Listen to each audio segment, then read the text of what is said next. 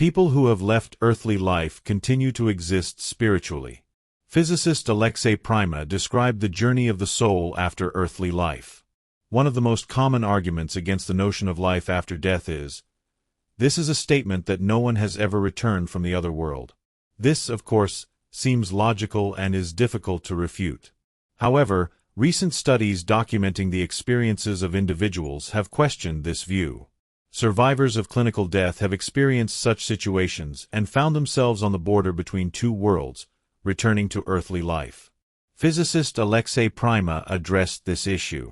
Prima considered the testimonies of people who have experienced death to be significant evidence that our physical world is not the only one in which we exist. He noted that many of them experienced a feeling of incredible lightness and calm, as if they were free from bodily limitations. However, not all experiences were positive. Many faced darker and more frightening situations. During the 1990s, Alexei Prima led the Abnormal Contact Research Center, actively collaborating with his colleagues to explore the reality into which, according to his perspective, the soul descends after physical death, using both modern devices and hypnotic techniques.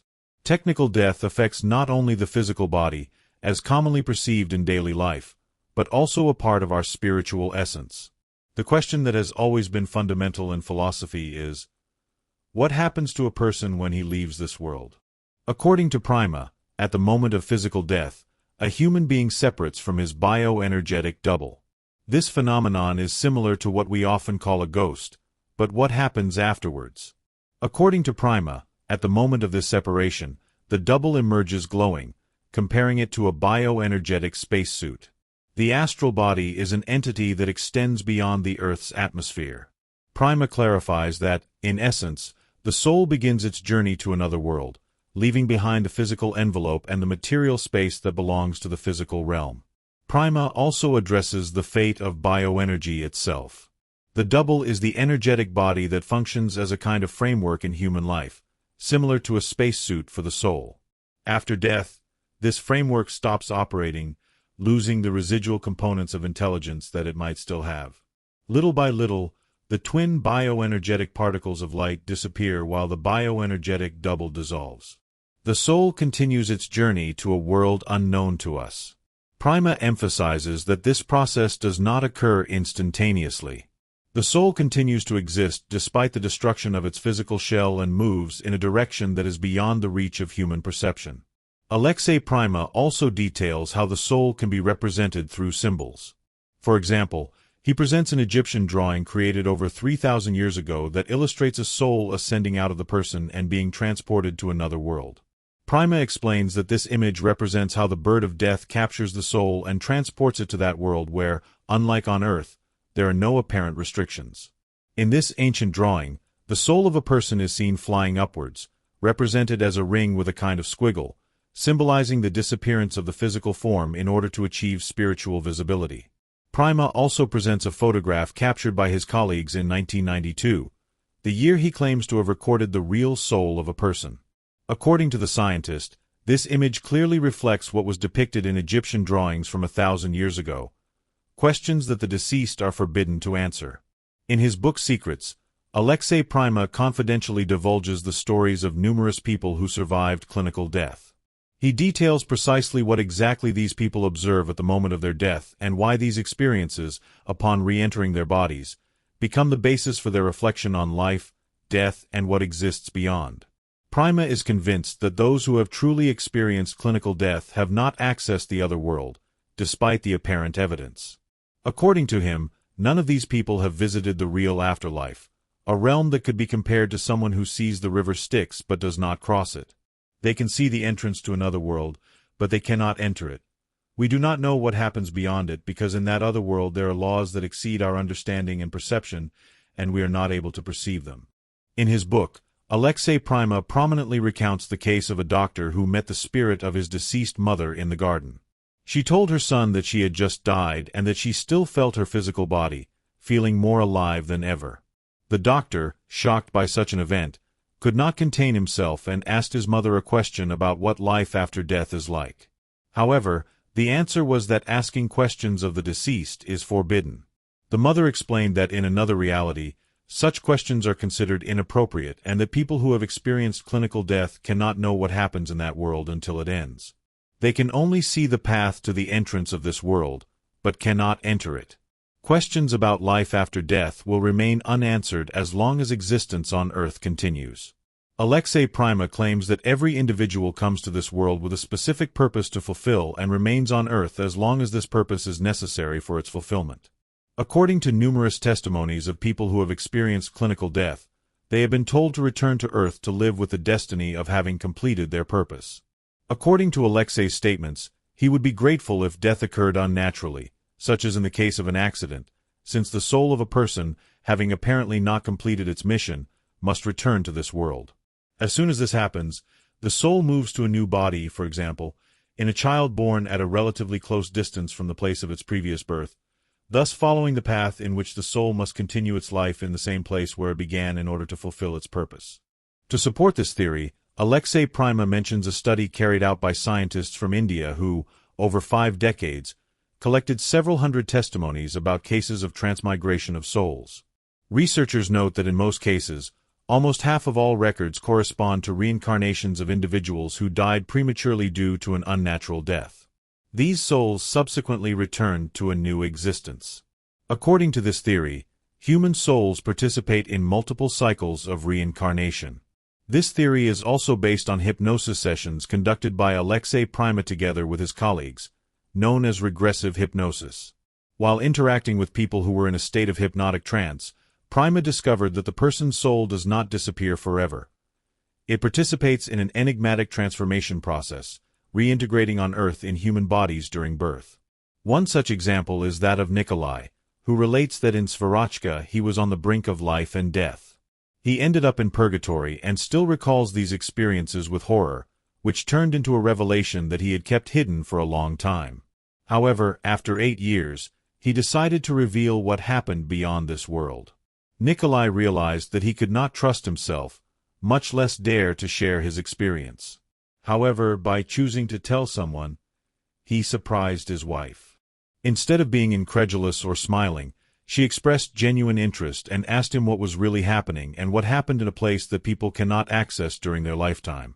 Nikolai's story began with his family, who until then had not considered the possibility of post-mortem experiences.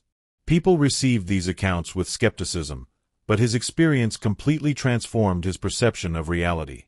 In the summer of 1978, when Nikolai had a loved one, he realized that, despite the stoppage of his heart, he continued to exist. However, this existence was totally different from the one he knew. The last thought that crossed his mind before losing consciousness was related to the worry. How will he live without his teenage son? Then came oblivion, but it was brief and swift. He himself returned to the world of the living, but his return was completely different from what he had anticipated. Nothing happened to him at all, which was in keeping with his atheistic beliefs.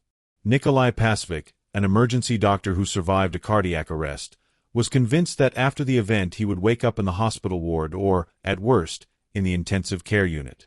However, upon regaining consciousness, his perception of the world had changed beyond recognition. He realized that he was passing through a tunnel, and with each passing second, the speed increased, as if he were racing into infinity. This feeling of fear was simultaneously mixed with a feeling of complete freedom and lightness, as if all his limitations had disappeared. Nikolai Pavi recounts his experiences as follows. I was moving so fast that I couldn't see anything around me. Everything was dark. At one point, I started flying towards a light so bright that I couldn't look at it directly, but after a few moments, the light softened and I could see again. Then, I became aware of the surroundings around me. I was in the hospital ward. However, everything was completely different from how I remembered it. The walls were illuminated by a soft white light that created a feeling of peace. But soon I realized something that had a real impact on me. I noticed that my perception had changed. Now, wherever I looked, I could see everything that was happening around me. Moreover, I could see through solid objects. The strangest thing was that I couldn't see myself. I had no clarity about how I looked now, and this caused me a painful feeling. Nikolai continues his story. In this unusual condition, I could not hear the people around me, But suddenly I began to perceive the ability to read their minds, feeling every thought and experience of those around me, which made me reflect even more on my situation. Remembering my relatives, I thought of my home, and in the blink of an eye I was already there. I saw my wife and, as before, I wanted to share with her what was happening to me. I stopped in front of her and tried to explain to her what was happening. I remember that she did not see me. At some point, she simply passed through me, and I realized that there was no way to communicate with her. That was the moment when I understood that my reality had now completely changed. Then, Nikolai lived what he later called his own purgatory. This event became an indelible memory that he always associated with fear. This is how he describes this experience. When I found myself outside my body, my entire existence flashed before my eyes from the beginning, from the cradle. I saw everything through a filter of guilt. It was not easy to be in front of my loved ones. Guilt represents true pain and shame. Every memory of actions that I considered insignificant now seems unfair and painful, despite all attempts to convince myself that I should not feel guilty because my actions were not bad. Nothing worked when I had to confront myself. Your soul is impossible to fool. Realizing and recalling in detail every inappropriate act of his life, Nikolai felt bitterness and regret, as if an invisible but powerful wind had lifted him up and thrown him back into the darkness. Then, Nikolai found himself again in that mysterious space, feeling how his speed slowly decreased and moved away from the luminous light that seemed so captivating, infinite, and warm. At that moment, he felt a literal attraction inward and fell back into his body with great force. Nikolai's confession. The return was extremely unpleasant and painful. He noticed that his body was becoming cold, slimy, and uncomfortable, which was in stark contrast to the state in which he had survived in the other world. This return to the world of the living created a feeling of complete alienation from the naturalness of his physical body. From the moment he returned to this world, Nikolai vowed that one day he would share his experience so that people would understand not only the existence of life after death, but also the importance of how we live here on Earth and how it influences what happens to us on the other side. Nikolai Prima also shared his reflections after experiencing what happens on the other side of our mortal world. I cannot tolerate it when someone claims that no one has returned from the other world. After all, I and those who have survived similar experiences can confirm that we have returned, and this is precisely what validates the reality of our experiences. To say otherwise is the ultimate stupidity, and for those who try to claim that we could not return, I would love to ask a question. How were we supposed to return? Really as living dead, of course? For these people, no proof will matter because the core of the problem lies not in evidence, but in the desire to reject everything that exceeds their own worldview. However, for those who are willing to listen, I am happy to share my unique experience and what I experienced in the afterlife. Leave your opinions on these words and whether you believe in life after death in the comments. Don't forget to like and subscribe to the channel so you don't miss any news. I wish you all the best and much happiness.